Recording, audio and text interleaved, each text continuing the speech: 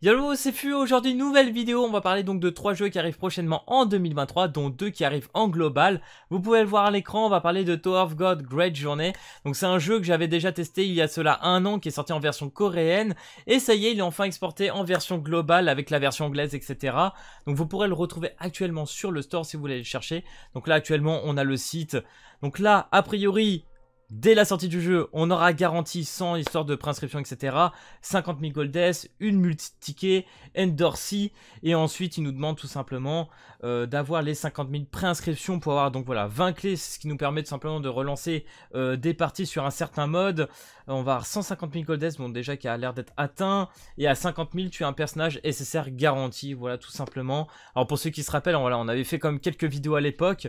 Voilà, donc je retrouve une petite vidéo de moi. Donc là, on est vraiment sur un jeu style 2D avec des personnages en mixture entre chibi et réel, qui est plutôt sympa. Là, on est sur un style auto, vraiment comme Blue Lock. C'est un jeu à jouer vraiment en style secondaire, où voilà, tu vas monter des petits échelons, et t'as quand même pas mal de modes, hein. T'as le PVP, t'as le boss, t'as plusieurs... Enfin, franchement, t'as un paquet de modes dedans qui sont plutôt intéressants. Là aujourd'hui je me rappelle plus parce que ça date quand même depuis quelques mois. Je pense qu'il y a eu pas mal d'avancées et sûrement beaucoup plus de contenu qu'il y a à l'époque. Il faudrait que je reteste peut-être un petit peu la version coréenne histoire de voir où on en est. Et surtout côté personnage. Mais sinon c'était un petit jeu qui était plutôt sympa. Mais pour moi ça restait vraiment... Bon encore aujourd'hui je le pense à un jeu style secondaire. Après Single Games c'est ceux qui ont fait Hero Kantare qui est vraiment sympa. C'est assez qualitatif et en plus de ça, Hero Kantare est un jeu vraiment free-to-play, je trouve.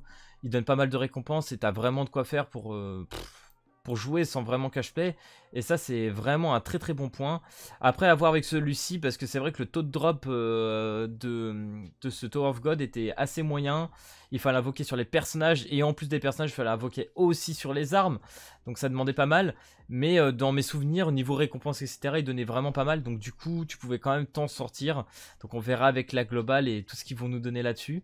Mais en tout cas, voilà, je m'y attendais pas et très content de retrouver ce petit Tower of God Great Journey qui arrive en global. J'y aurais pas cru. Il me semble bien qu'on en avait déjà parlé, que ça allait arriver en global. Ils en avaient vraiment parlé là-dessus. Mais je m'y attendais pas trop. Donc c'est que le jeu devait quand même pas trop mal fonctionner pour qu'il arrive aujourd'hui en glo. Donc voilà, petite surprise. De ce côté-là, en 2023, franchement, au niveau jeu manois, on est plutôt bien. On est plutôt bien, il y en a pas mal. Donc du coup, il y a Tower of God qui arrive. Il y a aussi l'autre jeu Tower of God qui arrive par Netmarble. Et on est 6 solo leveling. Donc pour ceux qui kiffent les manois, c'est plutôt pas mal. Putain, la vieille tier list qu'on avait. Donc le petit Rak, Yuri, Anak. Je vois un peu plus des personnages à côté. Lui, je sais que c'est celui qui est tout le temps avec Yuri. Lui, il était vraiment important à voir, il me semble, pour la défense. Parce que en fait, dans ce jeu, ce qui est le plus important, c'est la composition de team. C'est vraiment ce qui va faire que tu vas passer les missions ou pas. On est vraiment sur un style un peu idle game, hein. Donc voilà, à voir si ça va réintéresser des gens à tester cette globale. Mais franchement, PKPA, il était plutôt chouette quand même. Donc du coup les gars, deuxième jeu qu'on va parler. Je m'y attendais pas. Franchement, c'est un truc que j'ai vu via le tuteur de Dean. Donc ils ont parlé d'un Avatar. D'un jeu Avatar. Alors je sais pas si vous vous souvenez dans votre enfance avoir regardé des épisodes de Avatar, avoir kiffé Avatar, le dernier maître de l'air, avec toutes les histoires des nations, la nation du feu, de l'eau, etc. Franchement, c'était pas mal quoi. Donc du coup, on a un jeu mobile qui arrive en global, ça je m'y attendais pas non plus. Vous pourrez le retrouver, hein. Vous allez tout simplement sur votre store, vous tapez Avatar, Avatar Génération, et vous allez le trouver, hein, Google préinscription, etc. Donc là apparemment, là on va plus haut. Déjà on va sur les 100 000 de préinscription. Graphiquement ça a l'air plutôt correct. À voir, je ne sais pas trop. Faut être fan, je pense déjà d'Avatar. On va regarder un petit peu les gars. Mais ça me rappelle un peu mon enfance. Et pour le délire, pourquoi pas le tester en vrai? Même si graphiquement c'était pas exceptionnel, je trouve qu'il s'en sort quand même mieux que d'autres jeux. Je ne sais plus c'est qui dev ça déjà. Mais il semble pas qu'il soit très très connu. Waouh. On va pouvoir rejouer notre petit Hang avec Katara tout ça. Je crois que le méchant c'était comment? C'était Zuko? Je sais plus comment il s'appelait déjà. Ça date un petit peu. Mais franchement, en animé, j'avais bien aimé, hein. Avatar et tout, c'était chouette. Donc voilà. Vous me direz ce que vous en pensez.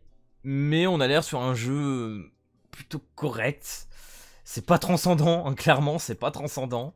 Mais un petit jeu Avatar, pourquoi pas, à tester, franchement à tester les gars. Donc, voilà, pour ceux que ça intéresse, vous pourrez le trouver tout simplement sur votre store, comme je vous l'ai dit. Voilà, après inscrivez-vous, 100k, donc du coup on a quoi? God et Stamina à 5k, Nature Stone, APA, à 20k.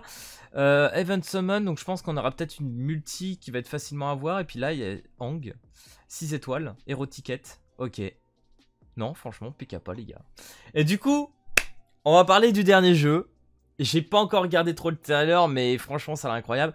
Est-ce que vous vous souvenez de Danmachi Memoria Freeze? Voilà, Danmachi Memoria Freeze, je crois que ça a plus de 6-7 ans aujourd'hui. Ça a pas mal d'années, ça marche encore. Il y a encore sa version globale, je suis pas sûr, je sais plus si elle a fermé ou pas. Mais enfin bref, Danmachi fête ses 10 ans et ils nous ressortent un nouveau jeu. Donc, il a l'air graphiquement incroyable. Donc derrière, c'est Aiming. Aiming, c'est ceux qui ont développé The Eminence in Shadow, que vous vous souvenez, qui est donc diffusé, ou pas développé, mais diffusé entre guillemets par Crunchyroll. Qui est pas mal graphiquement et tout, etc. Mais vous savez, voilà, effectivement, qu'Eminence in Shadow, derrière, au niveau de l'économie, up de personnages, etc., c'est pas... Ah, voilà, c'est dommage. C'est dommage. Eminence in Shadow, finalement, ça finit sur un dommage. Parce que graphiquement, etc., c'était pas mal. On avait un gameplay plutôt correct, mais sans plus. Mais ce Danmachi, vraiment, a l'air pas mal. Donc ce que je vous propose, c'est qu'on a regardé, bien évidemment, le petit trailer du jeu. Parce que franchement, voilà, faut le voir. Et j'ai regardé que quelques secondes, j'ai dit, vas-y, je vais plutôt faire la react en vidéo. Parce que ça a l'air pas mal. Franchement, voilà. Donc déjà, graphiquement, ça foudroie Eminence, hein, faut le dire. Je pensais pas vraiment voir un jeu Danmachi encore aujourd'hui, mais voilà, apparemment pour les 10 ans, ils nous ressortent ça, et il a l'air costaud. Il a l'air costaud. Regardez-moi les décors, hein. Les décors sont grave beaux, hein. Donc là, on est sur un action 3D, hein, vraiment. Voilà, voilà le jeu, les gars, c'est ça, hein. Donc littéralement, en termes de gameplay, on est d'accord, ça fout droit Shadow. Hein. Putain, t'as l'air d'avoir des team support et tout. Ok, t'as les guildes. Il est beau, hein. Putain, je suis choqué. Je m'attendais pas à ça. D'ailleurs, il y a la suite de l'animé en ce moment qui est en cours. Il y a une bêta. On va regarder juste après. Il y a une bêta, on va s'inscrire à la bêta, les gars. Il y a 3000 sélections, 3000 personnes qui pourront jouer à la bêta.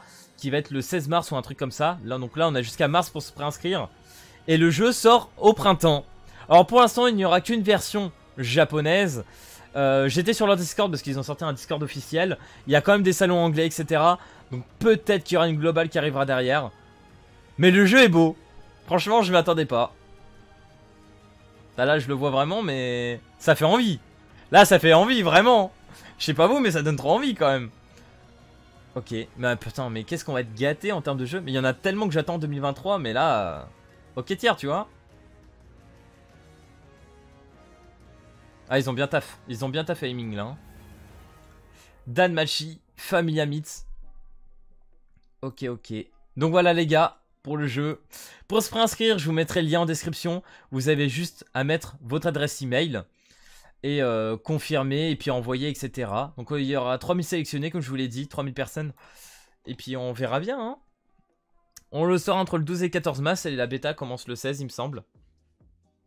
Waouh, ça va arriver assez vite parce que vu que le jeu sort au printemps, c'est avant, enfin jusqu'au mois de mai, grand max. Donc après la bêta. Ça va être vite fait, hein. Donc ils ont dû quand même bien développer. Donc voilà, n'hésitez pas à me dire ce que vous pensez de ce Danmachi. Mais honnêtement, niveau du gameplay, qu'est-ce qu'on peut dire? Bah c'est stylé en fait, hein. En fond des modes du ténèbre. On va monter dans les modes du donjon et tout. Niveau personnage, aujourd'hui avec toutes les saisons, il y en a quand même pas mal. Il y a pas mal de modes. De toute façon, tu regardes Danmachi Memoria Freeze, le nombre d'années qu'il a fait. Voilà quoi, hein. Non, franchement, à tester, hein. À tester ce Danmachi, je pense que c'est le plus ambitieux là des trois qu'on a regardé. Mais ça fait quand même toujours plaisir de voir qu'on a quand même 2 jeux qui s'exportent. Je trouve qu'on a quand même pas mal de jeux de Corée qui arrivent en global. Donc là, on a finalement Store of God. Mais si tu regardes par rapport avec Netmarble, il y a large moyen que 7DS Origin ou même Solo Leveling arrive aussi chez nous en même temps. Donc, non, franchement, les gars, plutôt content. Hein.